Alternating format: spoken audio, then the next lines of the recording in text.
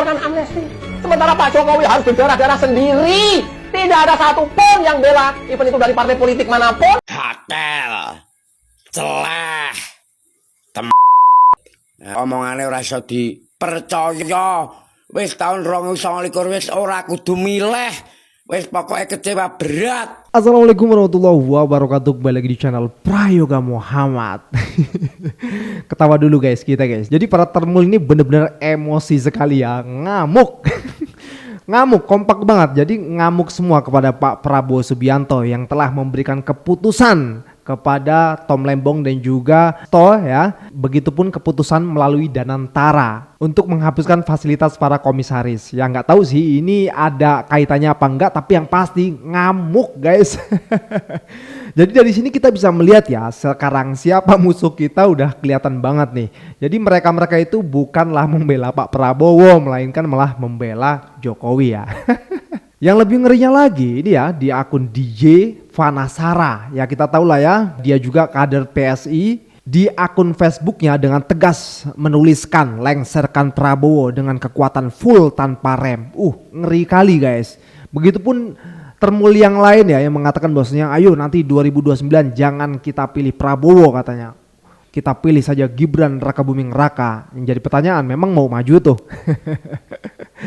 Jadi jelas banget sekarang ya Pak Prabowo ya. Harusnya Pak Prabowo bisa membuka mata lah ya, siapa sebenarnya mendukung dan siapa yang sebenarnya membenci gitu. Membelanya itu sangat ngotot sekali loh guys. Dan lucunya ada juga nih yang ngerasa ya, kenapa kalau Pak Jokowi kok nggak dibela gitu. Kita lihat videonya. Saya kecewa. Dan saya yakin kekecewaan ini saat ini sedang bergelora di masyarakat. Saya yakin kekecewaan yang saya rasakan ini menjadi kekecewaan mayoritas rakyat Indonesia hari ini. Lihatlah ke bawah, ada banyak rakyatmu yang saat ini terkurung, yang saat ini terpenjara, yang menjadi korban ketidakjelasan proses penegakan hukum. Sekarang Pak Prabowo memberikan ampunan, amnesti dan abolisi kepada Hasto dan Tom Lembong. Begitu cepat, seminggu vonis, seminggu kemudian Bapak mengeluarkan amnesti. Sementara Pak Jokowi harus berdarah-darah sendiri. Tidak ada satupun yang bela, even itu dari partai politik manapun, menghadapi tuduhan ijazah palsu. Gak masalah, gak masalah Pak Jokowi, rakyat di belakang Anda. Kalau dua orang ini ternyata dibebaskan dan serangannya kepada Pak Jokowi makin gila, ini alamat say goodbye Pak Prabowo. Kok ya sabar, jangan marah-marah gitu. Kata siapa nggak ada yang membela Pak Jokowi. Tenang, nanti saya bantu bela Pak Jokowi dalam kasus ijazah palsu ya. Sabar, tenang. Kapan terakhir? Sementara Pak Jokowi harus berdarah-darah sendiri. Men. Loyalis idola gue, pendukungnya Jokowi, pada marah semua termul ke Pak Prabowo. Gara-gara Pak Prabowo ngasih amnesti sama abolisi ke Pak Tom Lembong. Gile, semua aja pada bereaksi, sampai ada yang mau makzulin tuh. Tuh kader PSI tuh, caleg PSI 2019, Erna Jati Sarah. Gila, termulakut stadium 4. Gila, dia mau kudeta Pak Prabowo tuh, katanya tuh. Dulu juga dia bilang katanya Pak Prabowo nggak punya burung. Tuh lihat tuh, sampai masuk orang. Gile, awas nih, hati-hati Pak Prabowo nih. Ini udah ada kode-kodenya nih. Cuma gue bingung sama pendukung-pendukung idola gue, para termul. Giliran Pak Prabowo ngasih amnesti sama abolisi, dia marah-marah. Ini kan kasusnya kriminalisasi nih, bener kagak? Cuman giliran idola gue dulu, Jokowi ngasih gerasi ke predator. Nah, mereka pada diem 1000 bahasa. Bener kagak? Predator dilindungin, didiem. Bener kagak? Gue curiga nih. Jangan-jangan anggota-anggota gue dulu pelaku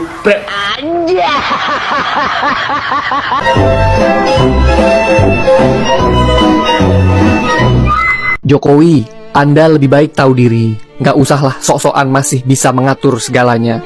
Anda itu sudah bukan siapa-siapa. Fokus saja penyembuhan kudisan di sekujur tubuhmu. Kami semua paham, Anda tidak mumpuni untuk mengisi seminar atau bahkan hanya sekedar mengisi podcast. Bikin partai baru pun nggak punya nyali. Mau masuk partai lain, sepertinya nggak ada yang mau nampung. Mau nimbrung ke PSI, masih malu-malu gajah. Hidup semakin apes ya Mul, setelah dipecat PDI Perjuangan. Itulah Mul, jangan pernah merasa dirimu lebih besar dari partai. Anda itu hadir di arena politik saat seluruh infrastrukturnya sudah mumpuni. Lalu kehadiranmu hanya membakar pilar-pilar demokrasi yang tidak ada setetes pun dari keringatmu. Kau itu kemarin bukan hebat, tapi cuma rental alat negara. Aduh. Jadi ya inilah yang terjadi sekarang ya teman-teman semua. Termul ini kok bisa semarah itu dengan Pak Prabowo gitu loh. Tapi kalau misalnya Pak Jokowi melakukan sesuatu hal yang dimana banyak rakyat jengkel, ya mereka diam saja gitu. Pokoknya intinya membela Pak Jokowi full. Kalau menurut gua sih ini momen baik sih ya, dimana Pak Prabowo bisa melihat kan pada akhirnya kan siapa yang serius membela beliau gitu. Aduh, kok bisa ngamuk semua. Kita lanjut. Saya kasih paham ya untuk Anda Prabowo. Jokowi mempertaruhkan segalanya untuk Anda, untuk mendukung Anda, sampai dia dihina-hinakan sama Megawati, dihina-hinakan sama kader-kader PDI Perjuangan, dihina-hinakan sama Hasto yang sekarang jadi tersangka, yang kamu malah selamatkan, dihina-hinakan oleh Anies, dihina-hinakan oleh Tom Lembong yang sekarang kasus kamu juga bebaskan. Ingat Prabowo, kamu itu menang itu bukan karena kamu tiba-tiba menang. Jokowi itu ada di belakang kamu. Saya memilih kamu itu karena bukan melihat kamunya saja, tapi saya melihat di mana Bapak Jokowi mendukung kamu secara tidak langsung ya. Dan ada Gibran di situ, saya dukung kamu. Ya kita sebenarnya percaya-percaya aja ya awalnya. Prabowo orang yang berkomitmen, orang yang tegas. Apalagi tentang bicara masalah ingin memberantas korupsi, serius ingin menuntaskan korupsi. Wah, kita tepuk tangan deh, salut. Tapi kenapa? Entah kenapa ya tiba-tiba ada yang menyelamatkan Hasto, menyelamatkan Tom Lembong ya. Dan tiba-tiba kemarin Megawati menyatakan mendukung kebijakan pemerintah. Nah, pada akhirnya PDI Perjuangan tidak menjadi oposisi. Dikarenakan apa? Ada keuntungan sendiri. Hasto akan dibebaskan oleh Anda. Pikirkan Pak, rakyat makin susah oleh kebijakan-kebijakan Anda yang sangat konyol ya. Sekarang malah cari masalah. Apakah kita harus percaya? Oh tentu tidak. Mohon maaf ya, mohon maaf. Begitu sakit hatinya kami ya melihat Anda menyelamatkan para bajingan di Indonesia ini. Bubarkan KPK, bubarkan Kejaksaan Agung, bubarkan orang-orang yang berwenang menindak kejahatan. Biar saja negeri ini dirampok. Biar saja negeri ini diguncang oleh orang-orang rakus. Biar saja kekayaan negeri ini menjadi rayahan pejabat-pejabat. Kami tidak butuh presiden, tidak butuh siapapun. Kami tidak butuh penegak hukum, karena semua itu percuma. Ketika hak prerogatif telah mengobrak-abrik harkat dan martabat bangsa. Nah ini lihat ya, orang ini nih yang katanya mau ngelenserkan Pak Prabowo dengan kekuatan full tanpa rem. Orang ini benar-benar frustasi udahan ya. Dulu korban-korban bergelimpangan orang yang tidak berdaya tapi dibunuh. Ini cuma dikenai hukuman 4,5 tahun, sudah kejang-kejang Bapak. Artinya apa? Ada sesuatu ini. Dia ini khawatir kasus Formula E pun bisa naik ke persidangan dan dia khawatir dirinya di penjara. Saya justru gemes, kepingin meneriakkan adili Anies Baswedan.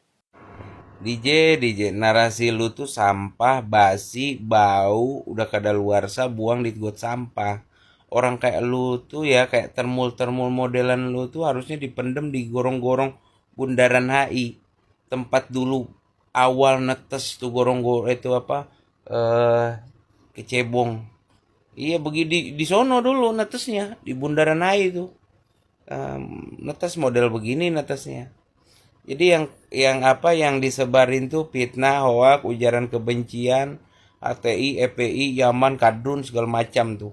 Itulah yang mereka konsumsi, memecah belah bangsa, memecah belah umat, ya kan seperti itu. Supaya apa? Supaya rakyat ini nggak bersatu, ya kan, supaya junjungannya aman. Ya. Lu daripada sibuk fitnah Anies Rashid Baswedan, ya, mendingan lu cebokin majikan lu, ya kan? Majikan lu tuh banyak ya kan, iya rekam jejaknya banyak buruknya gitu. Iya, apalagi sekarang lagi sibuk tuh masalah ijazah. Iya belum kelar. Iya. Kalau Anies Rashid Baswedan itu orang bersih, KPK udah mundar-mandir tuh, ya kan? Iya, nggak perlu pengacara, nggak perlu kuasa hukum, cuma bawa dokumen aja tuh, iya kan? Pergi sendiri. Itulah jiwa kesatria seorang Anies Rashid Baswedan. Berani. Berani karena apa? Berani karena benar, berani karena jujur, berani karena bersih. Ya kan? Nih, lu kalau memang masih bilang, oh Anies Rashid Baswedan korupsi Formula E, ya.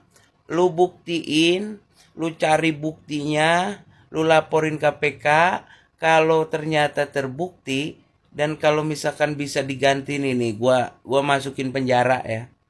Masukin gua penjara buat gantiin Anies Rashid Baswedan. Hotel. Celah. Nah, presiden omongannya mencela-mencela. Awalnya aku respect, wingi-wingi tak dukung. Saiki ngerti kok ngono ki alah gatel. Celah. Prabowo omongannya ora iso dipercaya. Wis tahun 2029 wis ora kudu milih. Wis pokoknya kecewa berat. Ya. Kecewa berat. Sekarang kebijakannya itu menyusahkan rakyat kecil. Wis gelo aku. Gelo. Kecewa berat, intinya aku kecewa berat. Wis mencetak sejarah, memberi ampunan pajak korupsi. Ora sesuai bis statement sing wingi-wingi memberantas korupsi. Tapi kenyataannya melindungi korupsi. Ya, celah. 3 kata buat pemimpin sekarang. Celah. Kita semua udah dewasa lah. Kita udah hidup cukup lama di republik ini untuk bisa paham kalau hukum di Indonesia emang biasa dipakai untuk meraih agenda politik. Gak heran lah kalau hukum itu dipakai untuk menenggelamkan atau bahkan membunuh lawan politik. Dan kita juga harus bisa jujur dan cermat di dalam menilai bahwa Tom Lembong bisa dijadikan sebagai terdakwa kasus impor gula adalah hasil dari proses politik, bukan hasil dari sebuah proses hukum yang berkeadilan, bernurani, apalagi berakal sehat. Jadi ketika ada sebagian orang yang menilai bahwa abolisi yang diberikan oleh Presiden Prabowo kepada Tom Lembong itu bernuansa politik, ya menurut gue itu emang benar. Karena abolisi merupakan hak istimewa Presiden. Dan Presiden adalah sebuah jabatan politik. Dan ingat, abolisinya juga diberikan untuk kasus yang menjerat Tom Lembong ketika dia menjabat sebagai Menteri Perdagangan. Yang notabene juga merupakan jabatan politik. Jadi ya emang semuanya syarat dengan politik. Tapi menurut gue, abolisi yang diberikan Presiden Prabowo kepada Tom Lembong udah bener banget. Karena emang fakta-fakta di pengadilan membeberkan bahwa Tom Lembong itu nggak bersalah. Andai aja kasusnya Tom Lembong merupakan kasus hukum tanpa embel-embel agenda politik dan dijalankan dengan proses hukum yang berkeadilan dan berakal sehat tanpa intervensi kepentingan siapapun, maka gue yakin Tom Lembong bakalan bebas juga. Bahkan Tom Lembong tidak akan diperkarakan. Tapi karena kenyataannya yang terjadi kepada Tom Lembong adalah politisasi, bukan kasus hukum, maka mau nggak mau, keadilan hanya bisa diperoleh melalui proses politik juga, yaitu melalui intervensi politik seorang Presiden Prabowo. Dan intervensi Presiden Prabowo dalam bentuk pemberian abolisi ini justru telah mengembalikan kasusnya Tom Lembong kembali menjadi sebuah kasus hukum. Dan akhirnya keadilan pun tercapai dengan dibebaskannya Tom Lembong hari ini. Jadi sekali lagi gue tekankan bahwa menurut gue, abolisi Presiden Prabowo untuk Tom Lembong sudah sangat benar, sangat masuk akal, dan sangat berkeadilan. Abolisi ini sekaligus merupakan peringatan buat para aparat penegak hukum, untuk Kejaksaan Agung, dan khususnya buat para jaksa dan hakim kasusnya Tom Lembong. Bahwa masyarakat, bahkan Presiden, kami paham betul bahwa proses peradilan yang mereka sudah jalankan dan terapkan syarat dengan politisasi. Sangat nggak masuk akal, tidak memiliki nurani, dan sangat mencederai rasa keadilan. Selamat pulang kembali ke keluarga tercinta, Pak Tom. Kami selalu percaya kalau Bapak itu nggak bersalah kok. Dan terakhir, nggak boleh lupa nih, Terima kasih Pak Presiden Prabowo, karena Bapak sudah mendengarkan suara rakyat. Bapak sedikit banyak sudah mengembalikan harapan kami akan tegaknya hukum ke depan. Dan Bapak sudah melakukan koreksi kepada proses penegakan hukum. Bapak keren. Oke gas. Salam semangat antitesa 24.